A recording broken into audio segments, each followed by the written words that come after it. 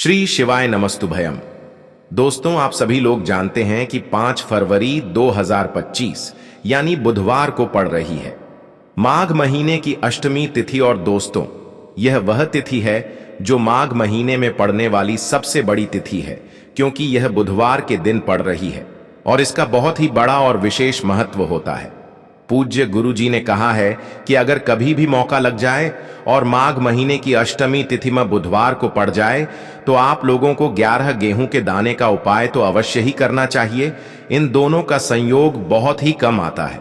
इसी के साथ में गुरु जी ने अपनी शिव पुराण कथा में बताया है कि इस दिन आपको 11 गेहूं के दाने वाला उपाय तो आपको अवश्य ही करना चाहिए, क्योंकि ऐसा दिन पूरे साल में सिर्फ एक ही बार आता है। और दोस्तों, आप सभी लोग जानते हो, बुधवार का अगर सबसे बड़ा कोई उपाय है तो वह 11 गेहूं के दाने वाला उपाय है।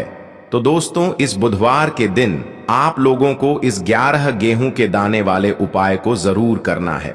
बहुत सारे लोग होंगे जिन लोगों ने इस उपाय को ना किया हो, मतलब पूरा साल निकल गया, उन्होंने किसी भी दिन इस 11 गेहूं के दाने वाले उपाय को ना किया हो। पर दोस्तों, आपके पास एक आखिरी मौका बचा हुआ है, जो कि 4 फरवरी के दिन है। तो इस दिन आप लोगों को इस वाले उपाय को जरूर कर लेना है। भले ही आपने पूरे महीने भर इस उपाय को ना किया हो, पर अगर आपने इस माघ महीने के बुधवार के दिन अगर इस वाले उपाय को कर लिया तो आपको इस उपाय को करने का वह फल मिलेगा जिसकी आपने कभी कल्पना भी नहीं करी होगी। इसीलिए आप लोग इस वाले उपाय को एक बार जरूर कर लेना है, ताकि आप लोगों के हाथ से यह मौका ना जा सके और आपको इस उपाय को करने का फल मिल सके। दोस्तों, यह उपाय पंडित जी ने अपनी अभी की ही श्री शिव महापुराण की कथा में बताया है। जिस उपाय को आज हम आपको बहुत अच्छे से समझाने वाले हैं। इस वीडियो को देखने के बाद इस उपाय को समझने के लिए आपको कोई और वीडियो को देखने की जरूरत नहीं पड़ेगी। तो चलिए दोस्तों, उपाय को शुरू करते हैं। देखिए, यह इस माघ महीने के बुधवार के दिन यह इतना खास होता है, इतना महत्वपूर्ण होता है।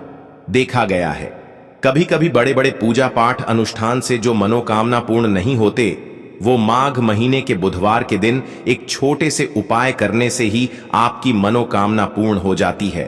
और बहुत सारे लोगों ने इस उपाय को किया भी है और उनको इस उपाय को करने का फल भी जरूर मिला है। अगर आप लोग भी इस उपाय को करना चाहते हैं तो आप इस उपाय को पहले अच्छे से समझ लेना, सुन लेना, उसके बाद करना। आपको इस उपाय का फल जरूर मिलेगा। और इस उपाय को कर लेने से आपके घर में चाहे किसी भी प्रकार की दुख और समस्या क्यों ना चल रही हो, आपको उसका कारण भी नहीं पता है कि भाई यह समस्या किस कारण से चल रही है। उसका कुछ भी कारण हो सकता है, जैसे पितृदोष हो सकता है या किसी भी तरह का मंगल दोष भी हो सकता है। तो इस दिन आप लोगों को यह वाला उपाय कर लेना है।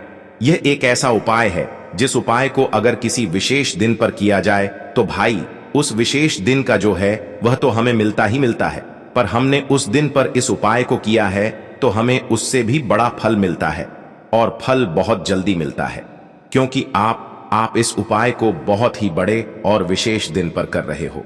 तो चलिए अब उपाय के बारे में बात करते हैं। लेकिन उससे पहले आप लोगों को यह जानना आवश्यक है कि आखिर यह उपाय किस समय करना है, किसको करना है और कैसे करना है। तो चलिए हम आगे आपको वीडियो में एक एक करके बता देते हैं।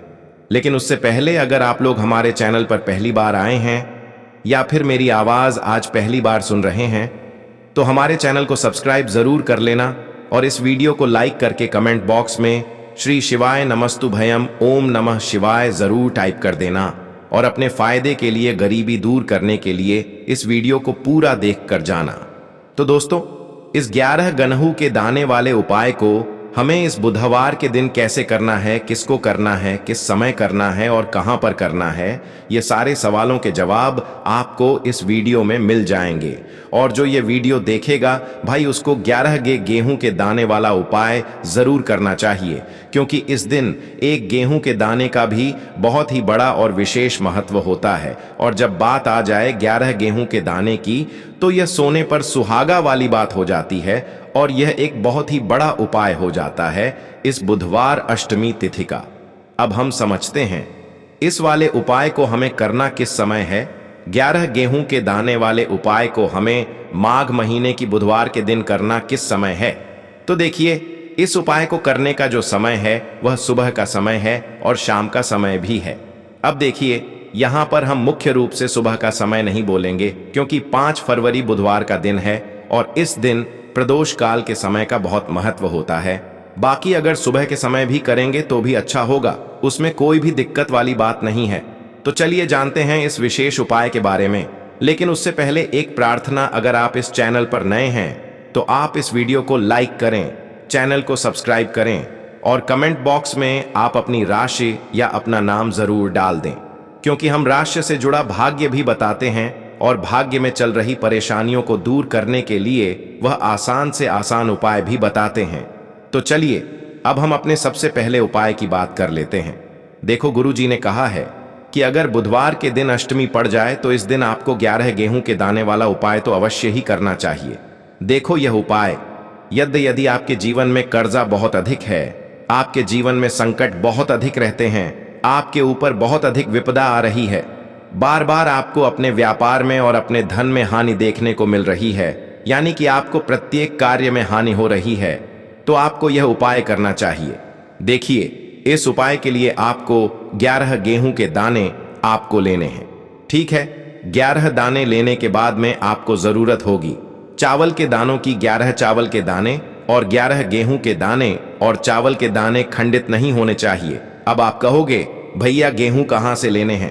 देखो, आपको किसी भी किराना स्टोर पर गेहूं के दाने मिल जाएंगे, जाके ले लेना, ठीक है ना। 11 गेहूं 11 चावल के दाने लेने हैं। साथ ही साथ आपको एक तांबे का लोटा लेना है और उस तांबे के लोटे में आपको जल भरना है। जल आपका खुद के घर का होना चाहिए, मंदिर का नहीं होगा। अब आप यह सब सामग्री लेकर पहुंच जाओगे महादेव के शिवलिंग के पास में। शाम के टाइम पे प्रदोष काल में देखो, जब आप यह उपाय कर रहे हो तो अपना फेस रखना उत्तर दिशा, नॉर्थ डायरेक्शन की तरफ। अब यहां पर जो मैं आपको क्रम बताने जा रहा हूं ना, उस मेरे क्रम को बहुत ध्यान से सुनिए।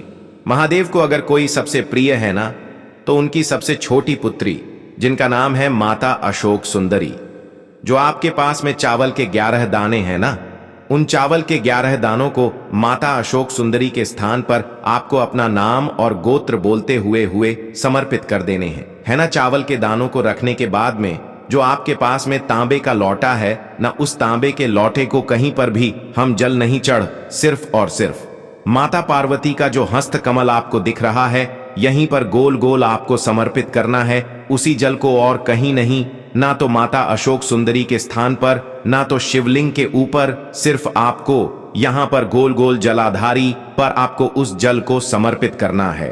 अब आपके पास में बचे हुए हैं 11 गेहूं के दाने और बचे हैं उन्हीं 11 गेहूं के दाने को आपको अपनी मनोकामना, अपने विशेष कहते हुए महादेव के शिवलिंग के ऊपर अगर आप बुधवार के दिन प्रदोष काल में समर्पित कर देते हैं तो आपकी जो भी मनोकामनाएं होंगी, जो भी विश होंगी, महादेव पूरी जरूर करते हैं। अन्न को समर्पण करने से, उस खासकर गेहूं को समर्पण करने से हमारी इच्छाएं पूरी होती हैं। और अगर वह दिन बुधवार का दिन हो, तब तो इससे सुंदर संयोग कुछ भी नहीं हो सकता।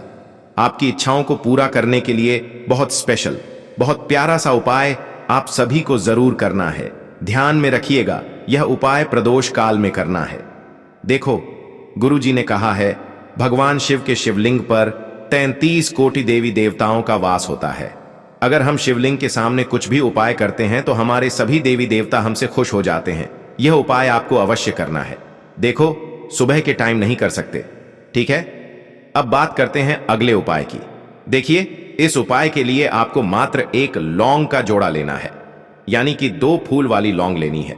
साथ में आपको मात्र थोड़ा सा शहद लेना होगा और इसी के साथ में आपको तांबे के पात्र के अंदर शुद्ध जल लेना होगा।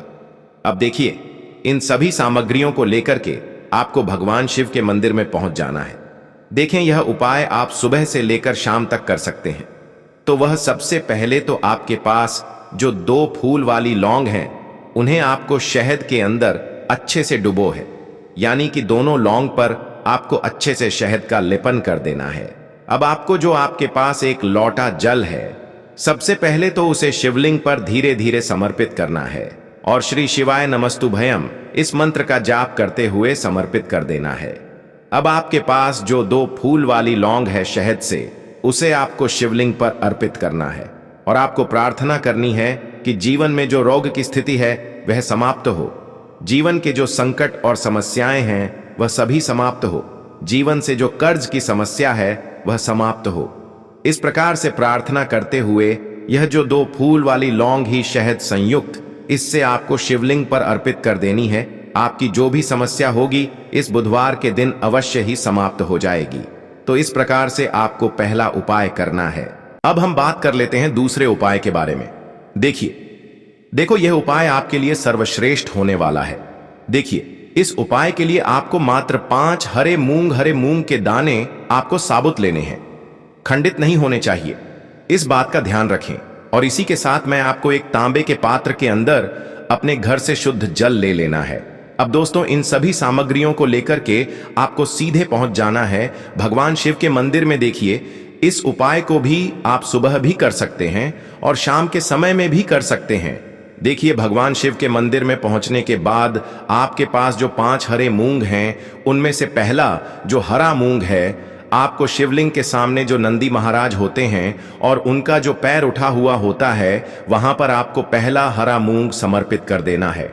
और आपको ओम नमः शिवाय इस मंत्र का जाप कर लेना है। फिर आपको दूसरा हरा मूंग लेना है और शिवलिंग पर जो श्री गणेश जी वाला स्थान होता है, वहां पर आपको यह दूसरा हरा मूंग समर्पित कर देना है। यानी कि शिवलिंग के सीधे तरफ आपको यह दूसरा हरा मूंग समर्पित करना है। और फिर आपको ओम नमः शिवाय या फिर श्री गणेशाय नम इस मंत्र का जाप कर लेना है। तीसरा हरा मूंग का दान आपको भगवान शिव की सबसे प्रिय पुत्री माता अशोक सुंदरी वाले स्थान पर समर्पित करना होगा। शिवलिंग की जो जलाधारी होती है, जहां से जल बह करके आता है, उसी जलाधारी के बीच में जो कहीं कहीं उठी हुई लाइन होती है सांप की आकृति के रूप में, वहीं पर आपको तीसरा हरा मूंग समर्पित करना है। और फिर आपको ओम नमः शिवाय इस मंत्र का जाप कर लेना है। अब दोस्तों, चौथा जो हरा मूंग है, उसे आपको भगवान कार्तिकेय जी का जो स्थान होता है शिवलिंग पर, वहां पर आपको यह चौथा हरा मूंग का दाना समर्पित कर देना है। और आपको ओम नमः शिवाय इस मंत्र का जाप कर लेना है। अब दोस्तों, आपके पास जो 5वां और अंतिम हरा मूंग बचा हुआ है, उससे आपको उससे जल के पात्र के अंदर डाल देना है। और इस हरे मूंग से युक्त जल से आपको भगवान शिव के शिवलिंग का अभिषेक कर देना है। जल आपको बिल्कुल धीरे धीरे समर्पित करते जाना है और लगातार आपको शिव महापुराण के मूल मंत्र श्री शिवाय नमस्तुभयम इस मंत्र का जाप करते रहना है। फिर आपको शिवलिंग के सामने बैठकर, यदि आप अपने बच्चों के लिए यह उपाय कर रहे हैं, यदि आप अपने बच्चों की बुद्धि ज्ञान और विवेक के लिए उपाय कर रहे हैं, तो उसके लिए आपको प्रार्थना कर लेनी है। या फिर व्यापार में वृद्धि करने के लिए यह उपाय कर रहे हैं, तो उसकी कामना करते हुए आपको प्रार्थना कर लेनी है। या फिर अपनी नौकरी के लिए कर रहे हैं, या फिर अपने इंटरव्यू के लिए, या फिर धन की प्राप्ति के लिए कर रहे हैं, जिस भी कामना के लिए आप उपाय कर रहे हैं, उसे परिपूर्ण करने के लिए आपको महादेव से प्रार्थना कर लेनी है। और फिर आपको वापस अपने घर आ जाना है।